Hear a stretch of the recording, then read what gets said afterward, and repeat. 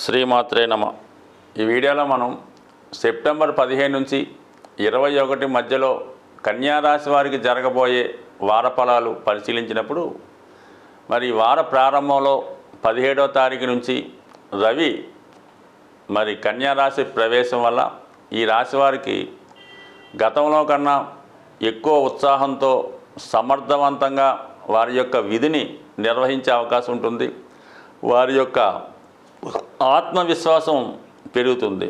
ఇప్పటివరకు ఉన్నటువంటి ఆర్థికపరమైన సమస్యల నుంచి చాలా వరకు బయటపడే అవకాశం ఉంది. ఇంచుమించుగా మీకు 18వ తారీఖు నుంచి శుక్రుడు ధనస్థానంలోకి రావడం అన్నది నిజంగా జాతకుడికి ఒక గొప్ప వరం లాంటిది. అంటే భాగ్యాధిపతి ధనస్థానంలోకి రావడం వలన జాతకుడికి ఆర్థిక పరంగా కుటుంబ సభ్యుల సహకారం ఉంటుంది. కుటుంబంలో ఉన్నవారికి ఏదో ఒక ఉపాధి అవకాశాలు కానీ నూతన ఉద్యోగ అవకాశాలు కానీ వచ్చే అవకాశం ఉంటుంది.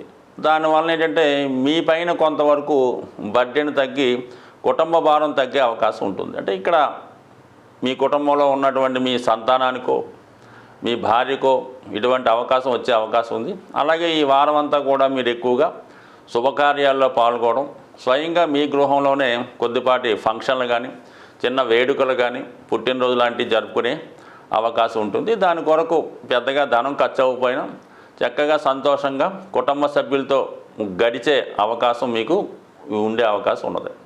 ఇక ముఖ్యంగా వృత్తి సంబంధించిన విషయాల్లో చాలా వరకు కొంత మార్పులు ఈ వారంలో వచ్చే అవకాశం ఉంది. సో మొత్తం మీద దశమ స్థానాధిపతి బుధుడు వ్యయ సంచారం, అష్టమాధిపతి కుజుడు దశమ సంచారం, ఇవన్నీ కూడా తప్పనిసరి పరిస్థితుల్లో వృత్తిలో మార్పు రావడం కానీ వృత్తిలో తీవ్రమైనటువంటి విమర్శలు ఇబ్బందులు ఎదుర్కొనే సూచనలు ఉన్నాయి. కాబట్టి వృత్తి సంబంధించిన విషయంలో చాలా జాగ్రత్తగా జాతకుడు ఈ వారంలో వ్యవహరించవలసి ఉంటుంది.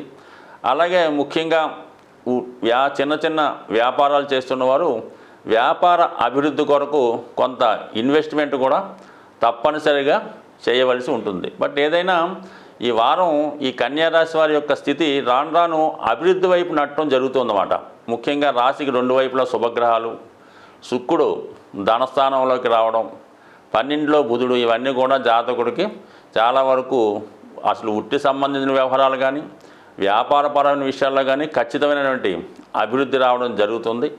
అయితే దశమంలో కుజుడు లగ్నంలో ఉన్నటువంటి రవిని కూడా వీక్షించడం వల్ల జాతకుడు గతంలో కన్నా చాలా ధైర్యంగా పోరాడే అవకాశం ఉంటుంది.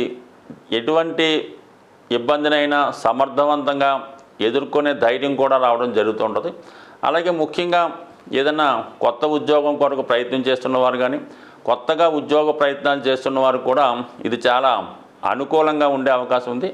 అయితే మీకు ఈ సమయంలో ప్రయత్నం చేసే ఉద్యోగం ఎలా ఉంటుందంటే మీరు చదువుకున్న చదువుకి మీరు ప్రయత్నం చేస్తున్నటువంటి ఉద్యోగానికి సంబంధం లేకపోవచ్చు. అయినా మీరు ఎటువంటి వృత్తినైనా సమర్థవంతంగా నిర్వహించే స్థాయి మీకు లభించే అవకాశం ఉంది. కాబట్టి మీరు నిర్భయంగా మీరు ఏదైనా ఉద్యోగ ప్రయత్నం చేస్తూ అందులో ప్రవేశించవచ్చు. అలాగే అదనపు ఆదాయం కొరకు చేస్తున్నటువంటి ప్రయత్నాలు కూడా చాలా వరకు ఫలించే అవకాశం ఉంది. సో అలాగే మరి ఇది పోలీస్ డిపార్ట్మెంట్లో కానీ ఏదైనా ఈ యూనిఫారం వేసుకున్నటువంటి బార్డర్ సెక్యూరిటీ ఫోర్సు లేదంటే సిఆర్పి లాంటివి ఏదైనా పోలీస్ సంబంధించినటువంటి ఉద్యోగాల్లో ప్రవేశం కొరకు ప్రయత్నం చేస్తున్న వారికి ఈ బలం చాలా, ఈ కుజ రవి బలం చాలా ఎక్కువగా ఉండడం వల్ల ప్రభుత్వ రంగ సంస్థల్లో ప్రవేశిద్దాం అనుకున్న వాళ్ళకి ఇది ప్రోత్సాహకరంగా ఉంటుంది.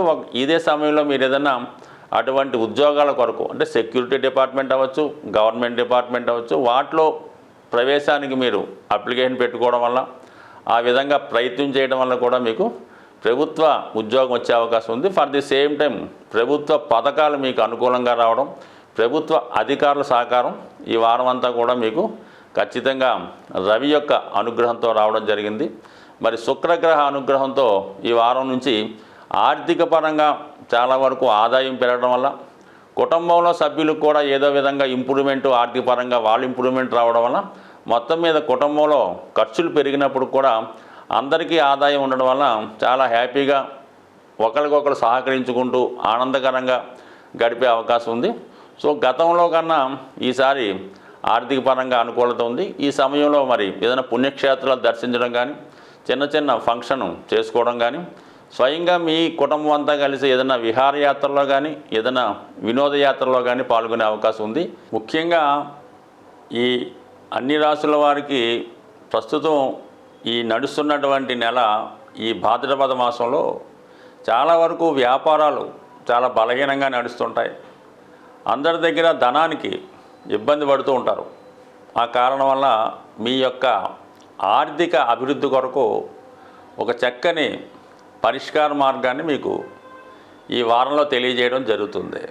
ముఖ్యంగా ఏంటంటే మీరు ఈ వారంలో వస్తున్నటువంటి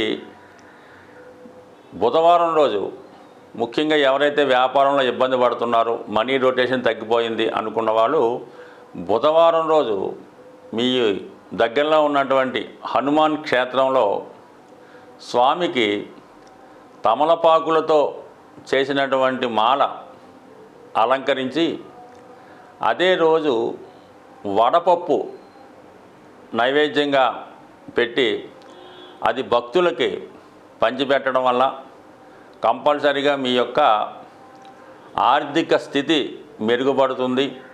ఇది సాధ్యం కాని వారు కొంతవరకు అదే రోజు బుధవారం రోజు మాత్రమే అటుకులు బెల్లం ప్రసాదంగా తయారు చేసి విఘ్నేశ్వరుని యొక్క ఆలయంలో నైవేద్యంగా పెట్టి అక్కడ ఉన్నటువంటి భక్తులకి పంచిపెట్టడం వల్ల కంపల్సరిగా మీకు ఆర్థిక పరంగా అభివృద్ధి కలుగుతుంది.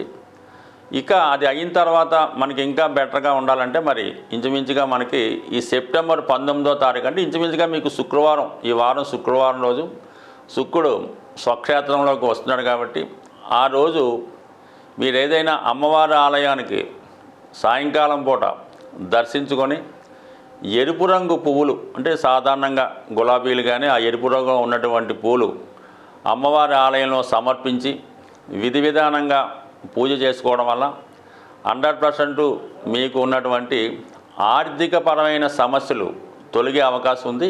సో ఇది నుండి కేవలం ఒకే వారం కాకుండా ఒక 3 వారాలు, ఒక 5 వారాలు చేయడం వల్ల ఇంకా మీకు మంచి ఫలితం వచ్చే అవకాశం ఉంది. స్వస్తి.